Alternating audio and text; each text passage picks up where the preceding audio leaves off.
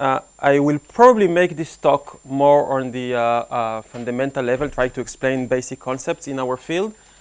This is why I put the hot here in the lower level, because I want to introduce Rydberg atoms in the context of optics, and then if I have time, talk about the challenges that we face when we try to get to this to work with hot atoms. That's another thing that most of the talk will not be about the dipolar interaction between Rydberg atoms. It actually, we are not concentrated so much on the atoms, at least in my lab, and we focus on the photons and the optics. What can we do by using Rydberg atoms in optics? So I'll try to have 3 parts, depending on the time that we have. Start with an introduction and a background for the field. I guess the point where I will stop here will be the point where Sebastian Hoferberg could pick up on Thursday. So I will actually not show you things that are too new in this introduction. And then I will tell you about 2 recent works that we did. One where we theoretically think about inducing structures for the photons using light. Specifically here, we'll see cavities. And the other is towards doing stuff with hot atoms, a mechanism that we studied where we store light on an orbital degree of freedom towards going to the Rydberg orbital. So let's start. And since we think about optics for a moment, let's be opticians and map our optics world in this 2-dimensional plot that was devised by Chang, Vuletic, and Lukin. This would be the intensity of our light beam, the number of photons in it, within some time maybe. And then the interaction strength between the photons, some effective interactions. Of course, photons do not interact in vacuum, per photon.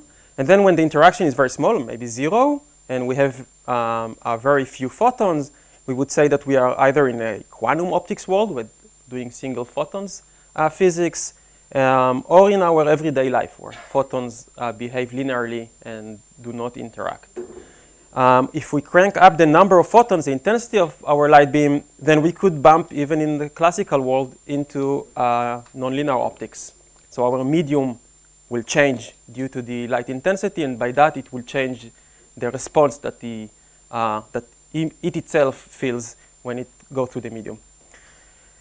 What we are interested in is going upper in this axis and make the interaction between photons so strong that even at the level of a few photons, we see nonlinear effects. So hopefully, at the level of 2 photons, we would see some effect.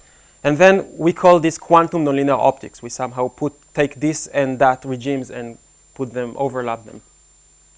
That's what I will show you. And the holy grail of this field is actually going to this quarter, which is maybe the many-body world or many-body limit of these systems, where we have many photons, all of them strongly interacting, and by that manifest some strongly correlated many-body system that is similar but also different from systems that you know, from dipolar systems, from cold atoms, etc. So we'll start from the basic, and the first thing we'll do, we'll try to map what strong interactions are. So when I say strong interaction on the level of a single photon, how do I quantify this strength? So what I do, I take my black box where I'm interested to measure the interaction, and I put in some laser light. So what is written in here is actually just the most simple light that you can think of in the lab. You just take your laser beam and you attenuate it enough so that it mostly has 0 photons in it coming per some period. And then there is some small probability to get 1 photon in, and even a much smaller probability to get 2 photons. So maybe that would be a Poissonian distribution with very few photons. No, so this will be Fock state, but yeah, these are Fock states. These are the 0 photon, 1 photon, 2 photons within some bin. Okay? And epsilon here is a complex number. That's actually the amplitude of the electric field. So that could be very small if we're talking about a very weak coherent state. And there is some phase that is buried in epsilon, which is the phase of the electric field that we would measure if we interfere them. So now we'd go through our black box. And this is what comes out always. if this medium has some linear response, if it's a piece of glass or a black filter, then it would suffer some linear amplitude in here, eta, which will multiply our epsilon, and eta square will multiply epsilon square. So that would be the phase and maybe the attenuation that this light picked up when it went through our box. We would say that the medium is nonlinear if this term acquires an extra amplitude here that is different than 1. Because as long as this is 1, then everything is still just linear optics. Nonlinear would be psi different than 1, and we would say that the medium is quantum nonlinear or very nonlinear if psi is very different than 1. Okay, very different than 1 could be maybe psi is 0, much, much smaller than 1. And maybe psi is actually on the modulus of psi is still 1, but it picks up a phase. So it introduces an extra phase. For example, the phase that we always want is pi. And so that means that this would stay with a plus, but this will change into a minus. That means that one photon experienced some phase going through the medium, and two photons experienced an extra phase that actually put a -1 on the state. That would be the ultimate gate, for example, if those photons would have been qubits. So we are interested maybe in realizing those two black boxes.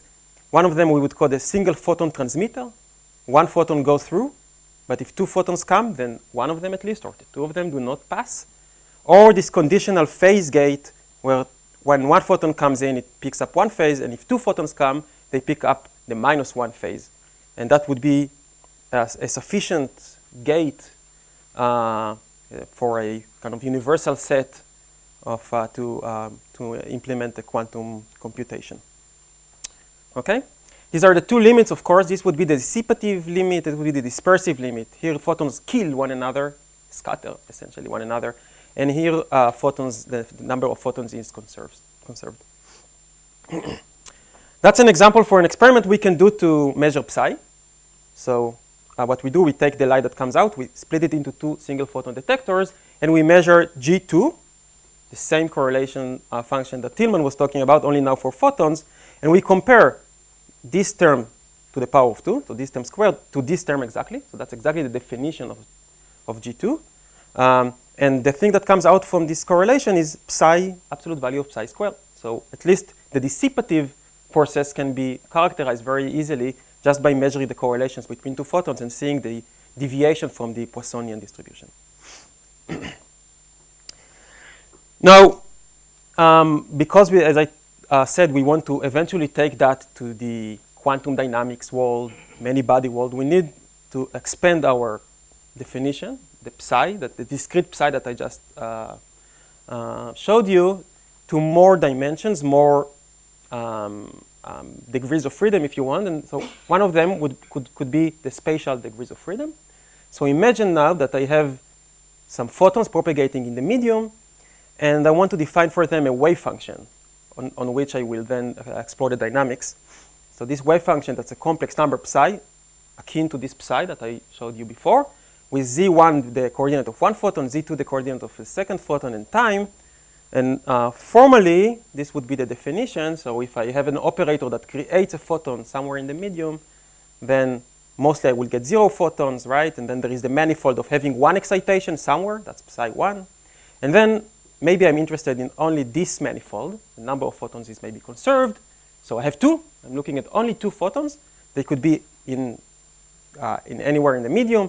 And this probability amplitude could be treated as the wave function that undergoes the dynamics, and hopefully could have interesting dynamics. These are ways to characterize this wave function. If we could put detectors inside the medium, then we could actually measure absolute value of psi squared, right, at any given point, z1 and z2. We don't do this yet, almost. What we do mostly is we take the light that comes out and we measure G2, but if we introduce some time difference between the two times of the two clicks, if we look for clicks that do not come at the same time, we characterize G2 at 2 different times, which indicates something about psi at 2 different locations, because the photon drip out sequentially. So there is a way to measure something about psi squared. What if we are interested in the argument of psi? Because as I told you, many times we want the number of photons to be conserved, and we're interested actually in the phase. then what we can do, we can just introduce a reference beam that comes from the same laser into the measurement apparatus and measure phase via interference, via an interferometer, and then measure the same thing. So what you see in those two plots is G2, the correlation of time of arrival of two photons versus the time of the first photon and time of the second photon. And for example, this would indicate that two photons that arrive together acquired a different phase than those two photons that arrived at a different time. Okay, so that helps. Eventually, we could map many parameters of this psi. All right. Okay, so this is we defined maybe the what strong is. So now, how do we get there? How do we make a nonlinear medium that is nonlinear already at the level of a single photon? So maybe the most basic system would be this: just a 1D optical channel, a waveguide, where photons propagate in, and a single emitter that is strongly coupled to this waveguide.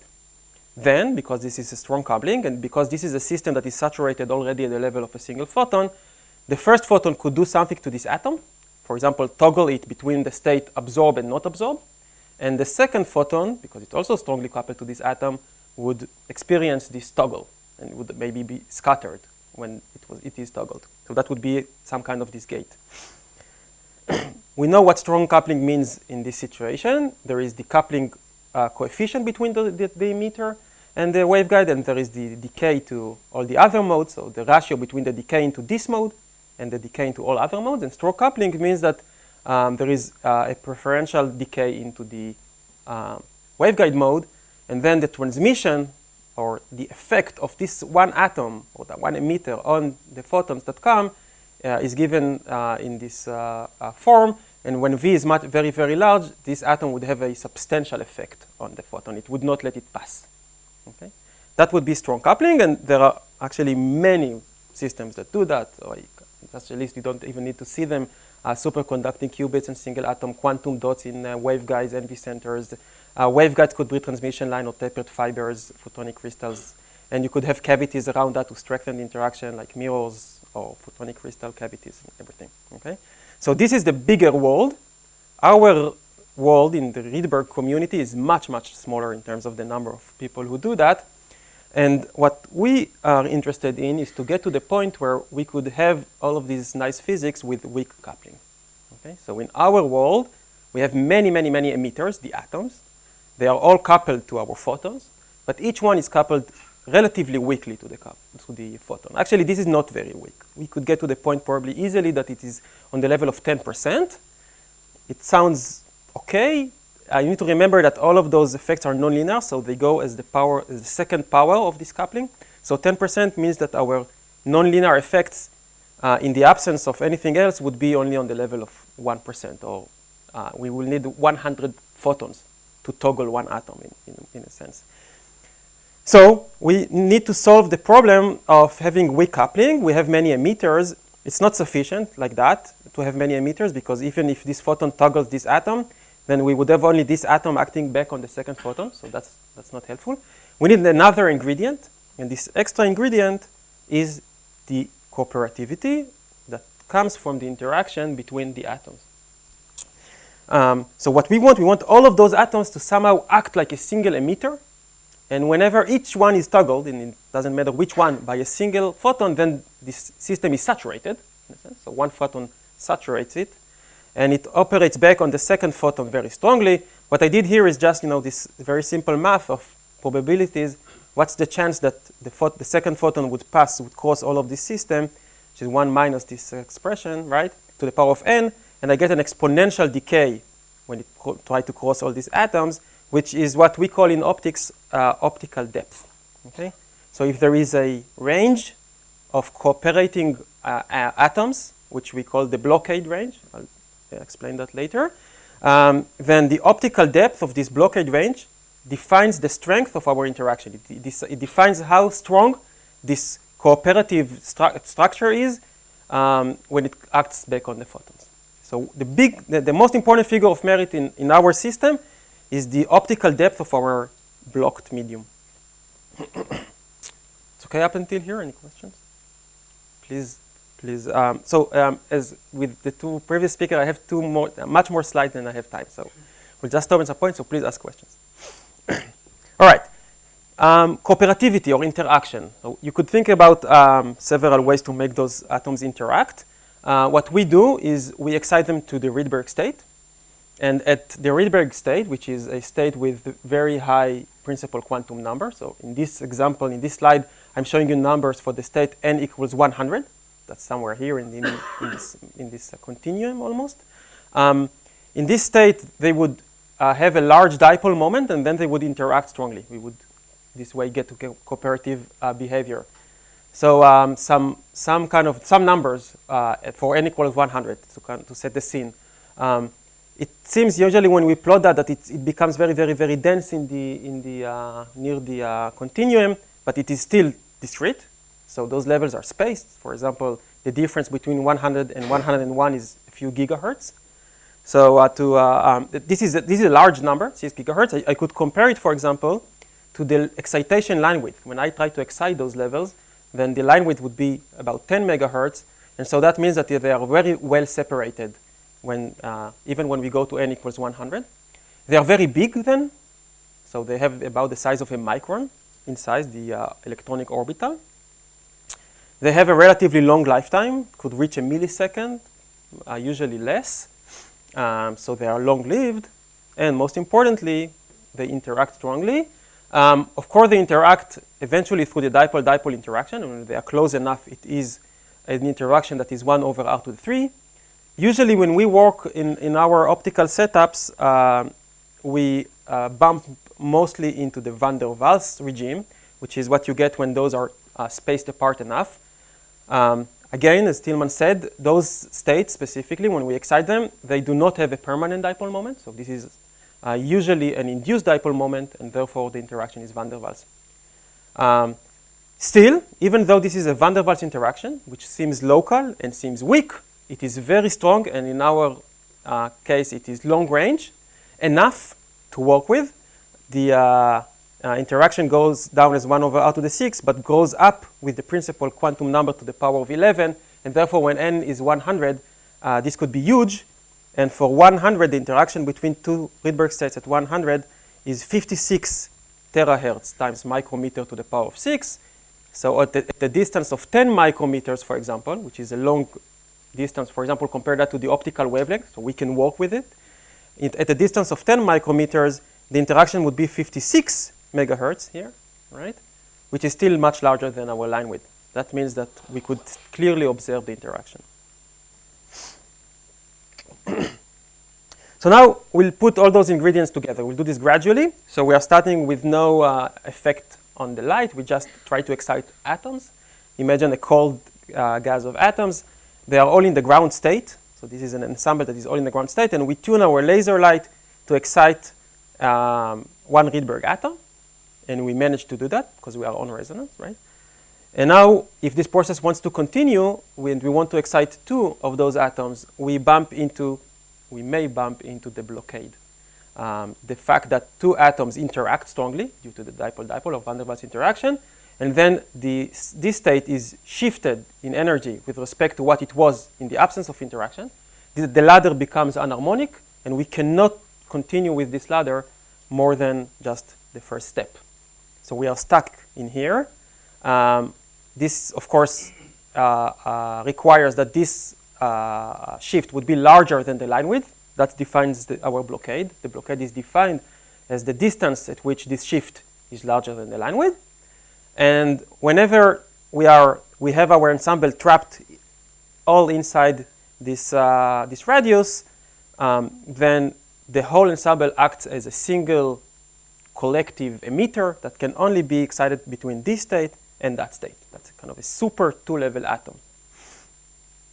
Of course, we don't know which atom is excited. So this state is the superposition of many atoms excited in this superposition sense. But still, this is one specific state. And we are trapped within this 0 and 1. The advantage of that, this is not a regular single two-level atom, is that we have many, many, many atoms. All of them contribute, as I showed you before. And this atom has by itself a big optical depth. This is an atom that absorbs light strongly. and it's proportional to the number of atoms that we have in. So this could, for example, have maybe 10,000 atoms or 1,000 atoms. It could give you optical depth of, I think the world record is Sebastian's, maybe 20 or so, right? 15. So that's what we work with. We have super atoms that we can toggle, and their effect on the light comes with an optical depth on the order of 10. Now the next step. You need all the atoms to be within an area Yes. which is smaller than the A volume. Not smaller than the wavelength. We would need them to be smaller than the blockade radius, which is determined by this interaction range. So if the interaction is strong and long range, then we could have spheres that have the size of 10 micron square or 20 micron square. Do you require that the interaction of the Quick photon cube. with the Rydberg, with all the Rydberg atoms, the way you wrote it down? That would, yeah. Assume that the No, then, state is such that. Well, if the atoms stand still, then I would just add the phases of the light that it feels anywhere, even if it's very, modulated due to the large size of the volume, right? And then I would have a different state, but it would be still a single state, just with the right phases of the light anywhere. Okay, therefore we call it sometimes a wave or spin wave or a Rydberg wave. That means that there is a phase relation between the different points in space, but it's fixed, this relation. Yeah, but still, I mean, if your photon state is spread over a huge volume, then you have a high probability of, that one photon excites a state.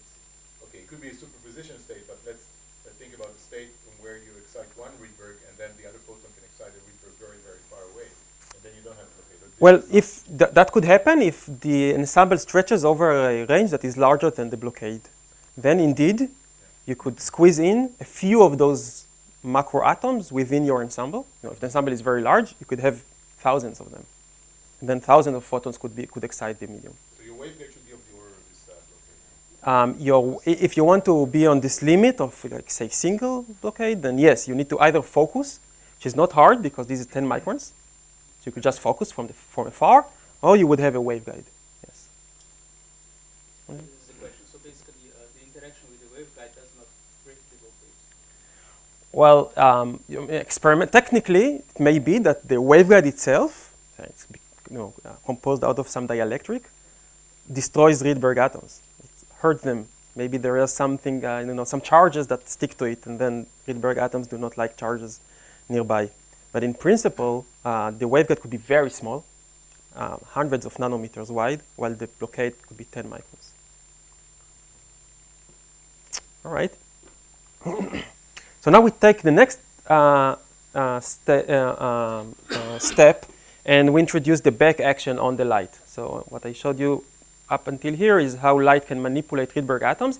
And by the way, this is a big field, I would say, ranging from things that Tillman has been doing, exciting Rydberg atoms within cold gases and seeing the interaction, to quantum computing with atoms. If you think about those super atoms as being bits or qubits in some computer, they have two states. Maybe you could localize those bubbles on a lattice and have them interacting among themselves, like is done also. So if you're interested only in the atom's degree of freedom, maybe you could stop here.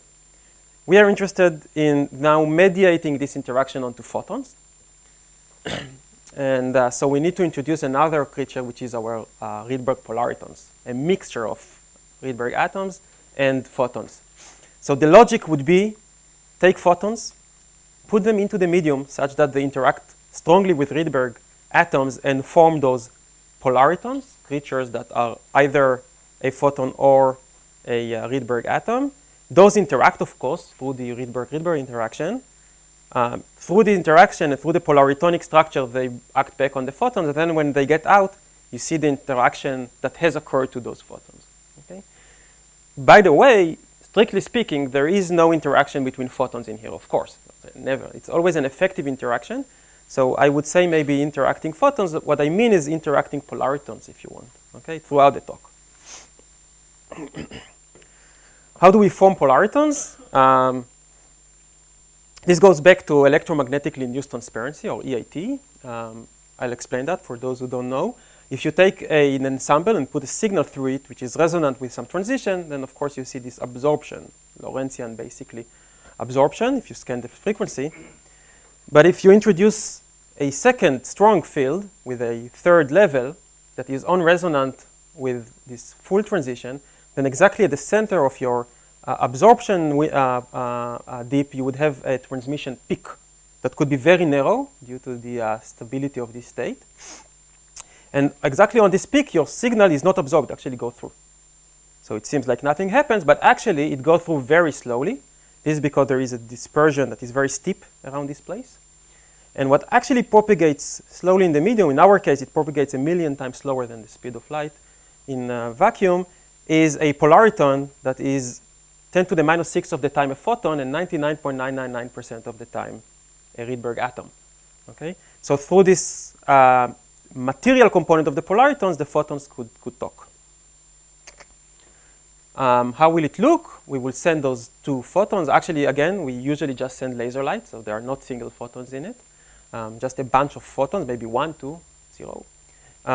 Then they come into the medium and they transform into being those Rydberg polaritons. They propagate very slowly inside with some reduced groove velocity, and then they get out. If they come too far, beyond the blockade radius, then they would happily propagate slowly in the medium. But if they come too close, then the shift of this Rydberg state will cause blockade. The second photon will not enjoy its control, its strong light, and this second photon will be scattered, for example, by the medium. So now we have what we wanted. We have a medium that can be toggled from transparent, okay, to opaque due to the existence of another photon in its vicinity. Okay? So this is the story on which quantum nonlinear optics based on Rydberg atoms works.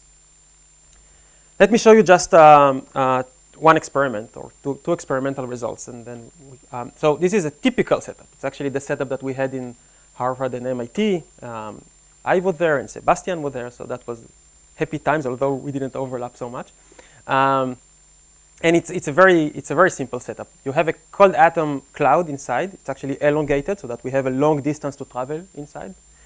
It's trapped with a dipole trap. And we focus our photons with lenses onto this trap. It does diverge a bit inside, but essentially it's 1D. It's 1D in the sense that everywhere inside the cloud, the width is smaller than the blockade range. So maybe 6 microns in the width and 13 microns the blockade radius. Okay, that's it. Then it becomes 1D. Then we let the photons leak out and we detect them with single photon detectors. That's the whole system. There is the control light is also on, so maybe I didn't mention. I should have. In this system, this is the ground state. That's a first excited state. That's not the Rydberg state, and this is the Rydberg state. This is how the Polaritons get the Rydberg component. The total distance was 100 micron inside the medium, so we could fit maybe 7 or 10 of those bubbles inside, one after the other, like in this drawing. And our blockade optical depth, which is the only important factor in this system, the one that determines how strong the quantum nonlinearity is, was between 2 in one experiment to 5 in another experiment. And as I told you recently, it got higher, and it's about 15 or 20 nowadays. Now these are the results that you see. One thing you could do, you could measure this spectrum of EIT, electromagnetic limit transparency, and see how transparent the medium is, really. If you send only 1 photon per microsecond, it is 50% transparent. And then if you only send 2 photons per microsecond, just a bit more, then the transparency goes down. At the level of 6 photons per microsecond, it's already on the level of 10%. So that means that photons that came a microsecond apart or 100 nanosecond apart blocked the transmission for one another. This is extremely nonlinear. Is it quantum nonlinear? The answer could only answer by measuring photon statistics. So this is the G2 results. If you stand in here, say on the top of this green curve, and measure the statistics of the photons, and you see that photons do not arrive together almost. 10% of the time they do, but 90% of the pairs that come in do not get it to the other side, don't get it. What, the scattering? This extra 10%. So out of this 10%, 5 is the noise in the detectors, okay? And the extra 5 are our finite optical depth, ODB. Okay. This microsecond you can lose one of the expectations. You mean this width?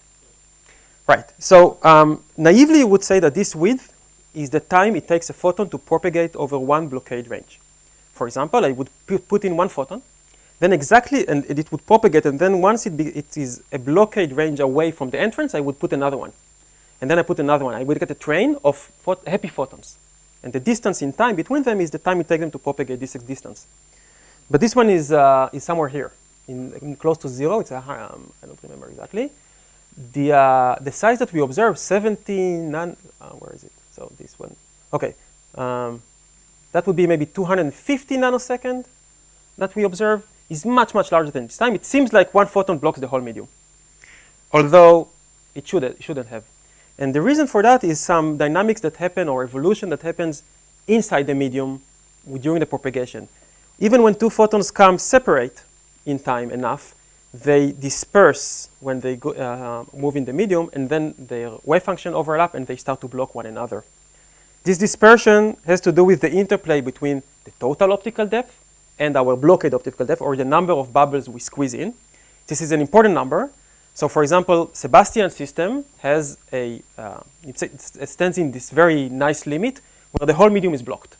The medium is smaller than the little blockade range, so that the whole optical depth equals the optical depth of the blockade. And you wouldn't see those funny features where your correlation is larger than the distance. The other systems where it's the other way around actually has some interesting dynamics happening during the evolution. Why do you have bunching for long differential times? 1.2 is well, that's classical noise. Eventually, if you go to very, very long time, that would go down. Okay. Actually, it doesn't go down to 1. So the way it goes is that, right, any classical noise would look like bunching. Any classical noise would get you above 1, and it depends on the correlation time of this noise. How long you should look until you see it goes down. And so we have some noise that has the correlation time that is small, like 20 microseconds or so. Has to do with some dynamics of the atoms inside. This we see. But then there is some very long range, like lab time, hour time correlations that are due to drift of the laser. And this we cannot ever. This is a real G2. This is real noise. So there is, in that sense, 20% out of this 80% are somehow noise related. That's a reference experiment done with n equal 46. You see that there is no anti-bunching. The times you mentioned about the photon crossing blockade of the entire sample, that's at the speed of light divided by a million, or? Yes, exactly. That's a few hundreds of nanoseconds. Or, yeah. Mm-hmm. So that was a dissipative interaction. I remind you that there is the dissipative limit, and then we are also interested in the dispersive limit, where we do not kill photons at all. How do we do that? So up until now, we used this system, where photons would absorb in the absence of the Rydberg state and are transparent or are transmitted in the presence of the Rydberg state. What we can do to make this system dispersive is we could detune the control. So the only thing we do, we introduce this shift. The spectrum, instead of looking like that, now looks like that. Okay? You could be absorbed either if you're on resonance, and here, that would be the 1 photon absorption line. Then if you're on resonance with this transition, then you'll be absorbed onto the Rydberg state. But luckily enough, there is an interesting point right in here, which corresponds to electromagnetic transparency. Exactly in this point in here, there is destructive interference, if you want, between the two processes, and you get full transparent.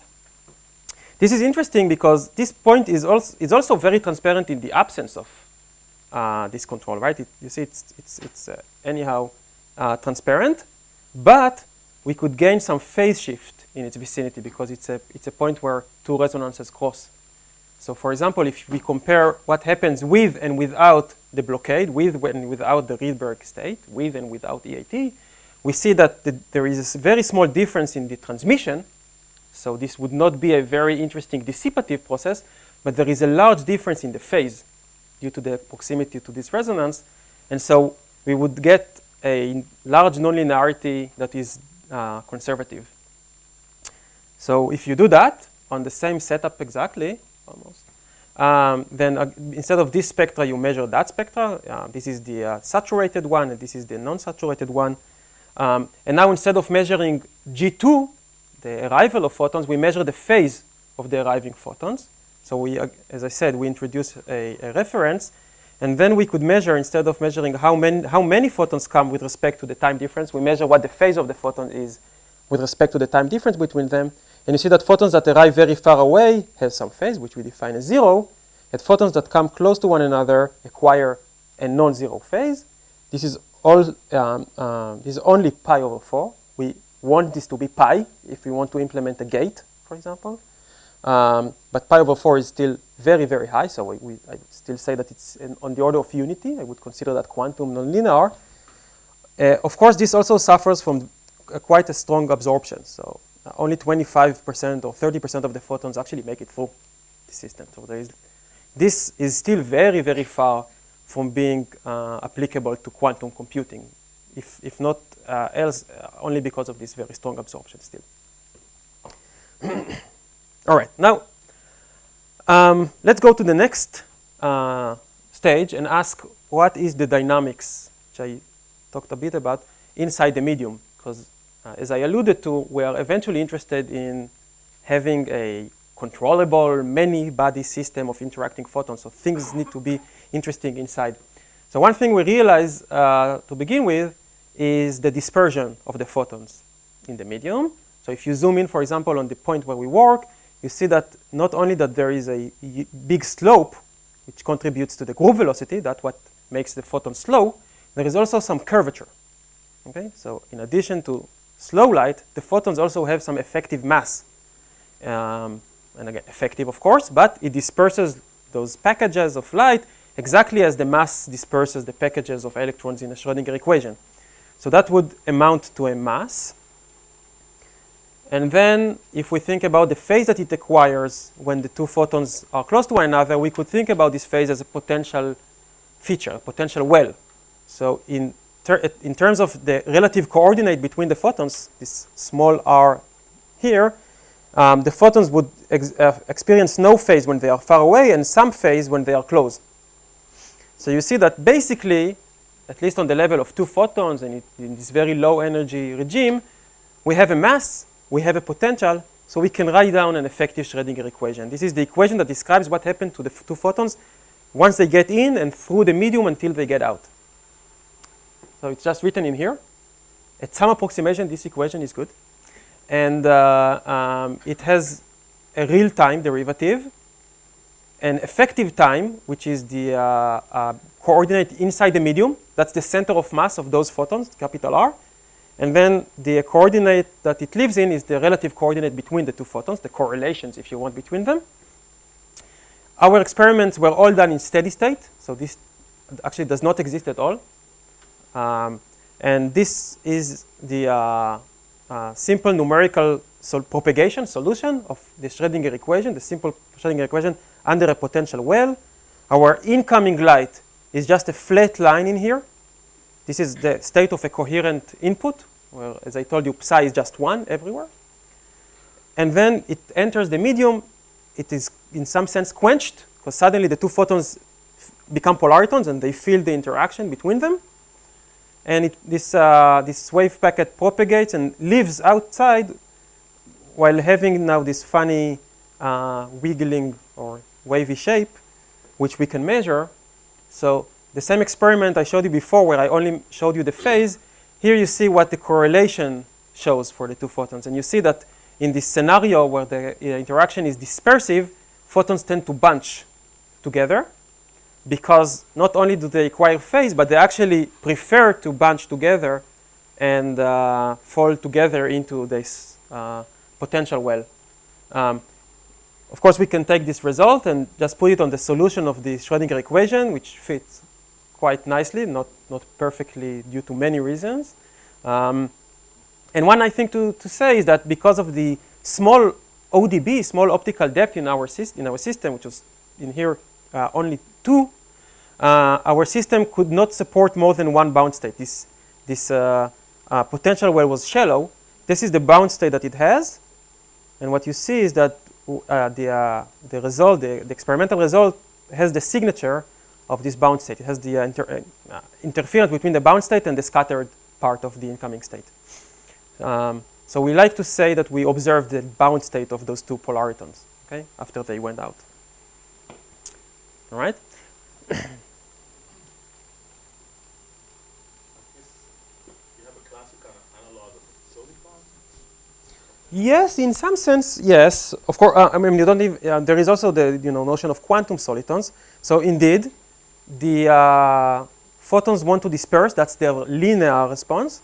But the potential, which is nonlinear and non-local, also tries to keep them intact and make them not disperse. So this would be the eigen solution. That would be the soliton. The difference, the first difference between this and a real soliton or a quantum soliton is the fact that it's only the relative degree of freedom that is kept intact, while the external degree of freedom actually keeps on dispersing. So if you start with this bound state and put it in, the 2 photons together will disperse together. So in a quantum sense, you could not know where the packet would come, but if you measure the relative coordinate, then it's a soliton. So it's a soliton in the relative coordinate, but which is could happen only, there is no classical analog now, right? It could happen only quantum mechanically. Within the plane, the 2-dimensional plane of R1 and R2, we only have the soliton in the diagonal direction, but there is no soliton in the other diagonal, okay? As opposed to real solitons that actually are bullets in space.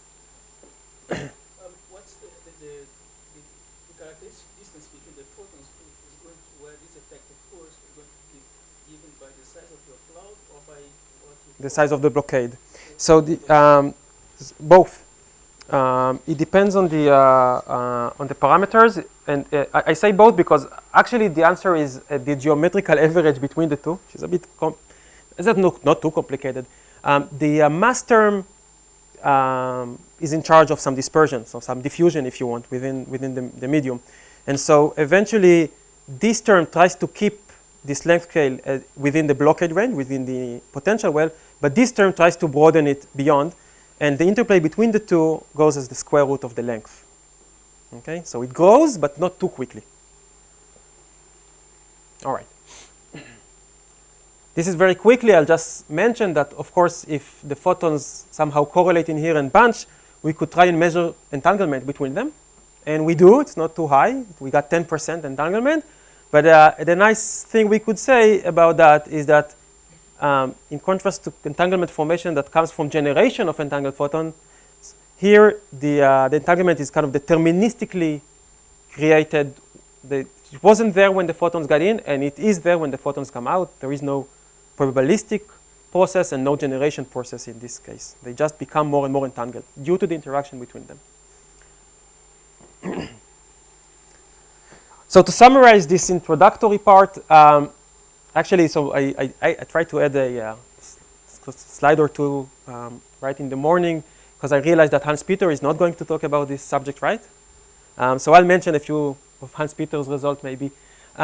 We are trying to take now this thing from 2 to many, okay, and expand and generalize. For example, I showed you attractive photons, but we also think of how we can make repulsive photons. What you see in here is a calculation of the effective 1D scattering length in 1D for those polaritons in the low energy limit, done mostly by Hans-Peter and others.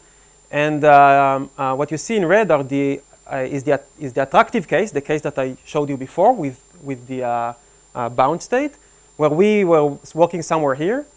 But if we could increase the optical depth, the interaction strength, then hopefully we could see the emergence of more bound states, and at some point move to a repulsive regime where the photons would not attract and collapse onto one another, but rather try to space up, with maybe one of the eventual goals to see the crystallizations.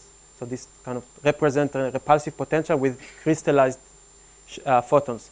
One of the hopes is that we could take a classical Poissonian distribution, put it into our black box, and from the other side see the photons dripping and as a crystal, as a uniform distribution of photons. This is maybe the G2 that we hope to measure. This was calculated by Michael Fleischhauer and others. You see the oscillations that represent the structure, and you see that, of course, they decay if this is not too long range, similar to what Tillman was talking about. So this would be a non-classical, strongly correlated state of photons that come out of our medium with reduced noise, right, with subshot noise property. This Wigner crystallization is borrowed from condensed matter, as you probably know, in 1D specifically, but we can think about what 2D and 3D would do. And our hope, of course, is that it could go beyond what condensed matter offers, because optical systems are different than condensed matter. They are constantly driven, right, and they are constantly monitored. Photons never stop. Photon number is not conserved, as opposed to electrons and atoms. So it's very different. It's very non-equilibrium. Maybe we couldn't talk about phases if we think about crystallization. This is maybe a dynamical phase of Wigner crystal dripping out and forming, but it's never really getting to a ground state because those photons do not stop. So that is an interesting playground to play with. Experimentally, we are not there yet.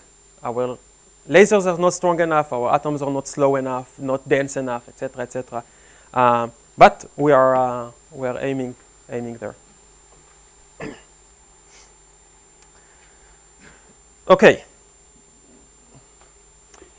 Now I'll tell you about some ideas we have about inducing structures.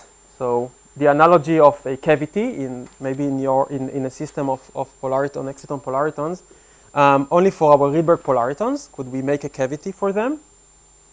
And then some steps toward Rydberg fun with hot atoms. What motivated us in the cavity work is a work done by Sebastian and others on what is called a single photon transistor. I'll briefly explain that. I think Sebastian will talk about it more. So it's very similar to what we already talked about. We want to send photons from one side to the other and toggle the transmission by having or not having a Rydberg excitation inside the medium. By that, we could have one photon triggering the transmission of many, many other signal photons. So that is why we call it a transistor. Okay, one toggles a lot. Sebastian, I think, has a gain of 100, so he could toggle 100 of those things. Now, this one works with some probability that is, again, mostly determined by this only important parameter, which is ODB, the optical depth of this bubble. If it exists, this bubble, it would absorb. If it does not exist, everything would be transparent. So we either get one transmission is full and good, or we get some e to the minus ODB. And you see that if ODB is not large, if it's 1 or 2, then our transmission, even in the presence of the gate, is not 0. So this is an important resource. We could get it higher with maybe a higher radius or so. But eventually it stops. There are fundamental limitations due to the density, etc. And we ask ourselves, and many others also, could we do something with all these atoms that are outside the blockade range?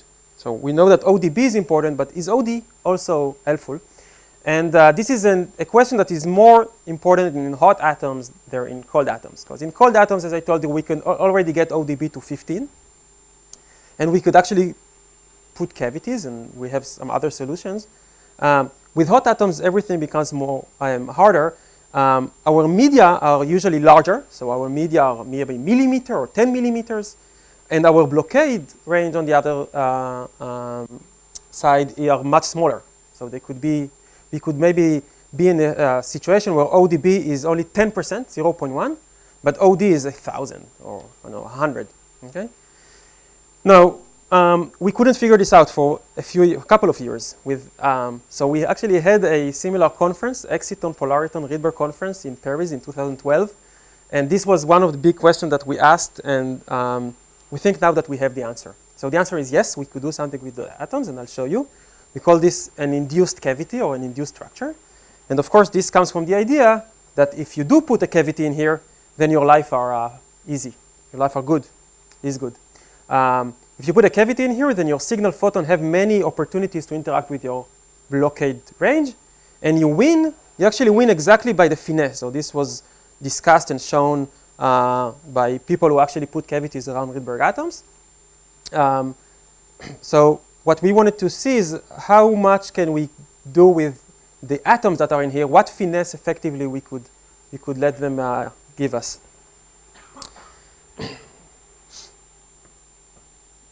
What is that? So that shows you the basic idea, and I'll get into details in a minute. So that's the basic idea. Let's send those photons in. They are coupled to these, they are polaritons, so they are either transparent or not transparent. And we introduce another light field, a green in here, which is a standing wave, so it dresses all of the medium. And in fact, what it creates in here, right, in here and in here, a Bragg grating for the atoms. Because it modulates this state up and down spatially on the range of the wavelength. It creates a modulation of the wavelength, which is high, low, a modulation, sorry, of the refractive index, which is high, low, and high, low. And so it couples forward propagating photons with backward propagating photons, and by that it creates a Bragg reflector inside the medium. Okay? So this is not new. I'll show you some previous results. But essentially now we have a big Bragg mirror in the medium. That's not enough. We wanted a cavity. One option, of course, is to use two mirrors here and here. This is difficult experimentally. And so what we suggest is that you still keep your mirror all throughout this medium, but you do not work it as a mirror. You don't work with it with a mirror. What you see in here is a work, pretty old right now, by now, which analyzes such system, and it shows the band gap of this mirror. That's the reflection window where this mirror works. But if you look at the band edge of this mirror, you see that, well, there is transmission, of course, but this transmission comes with those oscillations that pertain to resonances. There's transmission resonances of this structure. So if you look at the transmission in a perfect Bragg mirror, if you do not work in here where all your photons are reflected, but rather choose to work in exactly on this point, then you do enter the medium. You actually also leave from the other side. So it's a full transmission in the perfect case. But you spend a lot of time in the medium when you do that.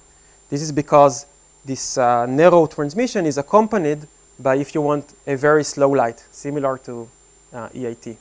Now, as opposed to EIT, as opposed to what is called material slow light, where the dispersion is local, here the dispersion comes from the structural response. So this is called structural slow light. And the difference between structural slow light and material or dispersive slow light is the fact that in EIT or in structural slow light, the electric field that comes in is exactly the electric field that propagates in terms of height. So per photon, you do not gain in electric field. But with structural slow light, if you look at the electric field inside the medium, it is higher. It's actually higher by the fraction that it was delayed, exactly as if it was in a cavity. The photons slow down because they propagate effectively back and forth inside this thick mirror, and they leave. But when they do that, the electric field per photon is higher. This is why this helps us increase the nonlinearity in this point. So briefly, let me mention that all of those ideas are not new. Only the composition of them into the transistor implementation. So people have been working on what is called stationary light, which is light that essentially is trapped by going back and forth for 15 years. Gratings were induced in the transverse direction, and this is a theoretical work of actually inducing a cavity, see, back and forth. This is a recent work where the response exactly on those transmission resonances was analyzed. Okay, so now, perfect. So now what we want to see is if indeed it helps us, because our life are not perfect. There is some absorption. And I will use my last 5 minutes to explain something that is basic in linear response maybe, or basic in our linear optics, which we use to analyze our system. Okay, so we call this our susceptibility circle. Okay, so one of the goals is to have a transistor in which all the photons cross, and they either cross with 100% probability or they cross with 100% probability. But if they cross when this transistor is toggled, then they acquire a -1 phase, exactly as in the gate, only in the transistor sense. Now this is, again, we do this off resonance, so we could introduce some phase with and without the toggle. But we still suffer from some absorption. If you zoom in, you see that there is always some absorption. Because in linear response, with, say, in harmonic oscillator, everything you have whenever you have some phase, some retardation, you would always have some dissipation. And with optics, it turns out we could put everything on a circle. So how does it look? Let's imagine we have some medium with some optical depth. We start with some field at the beginning. We end with some field at the end. And we measure how much attenuation there is on the field and how much phase it acquires. And we plot this on this two-dimensional plot, phase and attenuation. Now, this medium has an optical depth OD. That means that the field, at most, could be absorbed with the factor OD over 2, because it's the field and not the intensity. But it turns out that, for example, if you look at this system, where you have a two-level atom with some decay, then all of the points that you could try to get sit exactly on this circle. You cannot escape this circle. If you want, maybe that comes from the Kramer-Skroning relation, where you can either get nothing, or close to resonance, you get some phase with some attenuation. On resonance, you get no phase and a lot of attenuation, and then you close the circle when you propagate. Now, the funny thing is that whatever you do, you cannot escape the circle. So, for example, that's what this is this Lorentzian. If you, for example, try to do EIT like that, with this state being a perfect infinite lifetime, so no decaying, you see that you also sit on the circle. You just do two rounds around the circle. You start here, then you get to again to the zero attenuation point. So you do one round, and then you do another round, and you finish the resonance. But you are always on the circle. By the way, if this decays, then the second round would not exactly be on the circle, but it would be within it. You can never escape the circle. All right. And this actually also happens in the Raman absorption case, where you do two rounds around the circle. And in fact, whatever you do, you cannot escape the circle. The only resource you have is OD. Now, why do I say this is a resource? Because sometimes you want to get much phase and very small absorption, which means you need the circle to be very loud with a big radius, so that you could find places where you get a lot of phase and no attenuation if you want a transistor, a phase transistor. And you cannot do that if you cannot increase your OD. So, for example, if you have some limited ODB, you cannot do anything besides putting a cavity around your medium. So if you put a cavity, then effectively your radius grows proportional to your finesse, and you get this shape at the bottom. The top doesn't look like a circle. It looks like a cosine, actually, but cannot escape that. If you put two media and think maybe you could toggle between them, so maybe you could only gain a factor of 2. But you cannot escape the circle. And so the only thing we could offer, if we want to somehow use this OD in order to mitigate our limited ODB, is to induce these structures. And we could do that. Let me tell you that you cannot do that with a 2-port resonator. You have to use a 1-port resonator. I don't have time to get into that. So we implement a 1-point resonator with a Sagnac arrangement. And we show that, I'll show you the final result, is that when you have a larger medium than your transistor, then you could gain by this factor, which is very sad. Well, it's good because this answers positively to the question, can you do something with this? It's sad because it's you need an optical depth of, I don't know, 10,000 in order to see some good effect. And if you want the underlying physics, how did we get around the circle? is the fact that we coupled forward and backwards propagate. This is how we kind of went out of the rules of the game.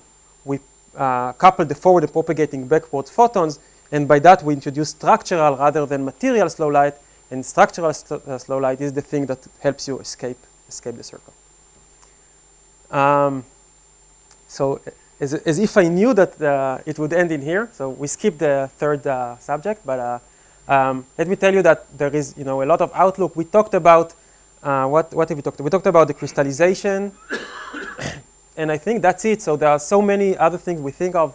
So for example, one question is, can we have polaritons repel one another? There is one theoretical work that is out there that shows the level scheme in which one photon does not act as a piece of glass for the second photon, but rather as a mirror for the second photon. That could be very interesting, many-body-wise. If you think about crystallization, maybe it's nicer that the photons not only repel one another, but actually, reflect, give a baseball kick to one another. Then if you think 2D, if you could induce waveguides and create some periodic structure, in optics we call this a photonic structure, right?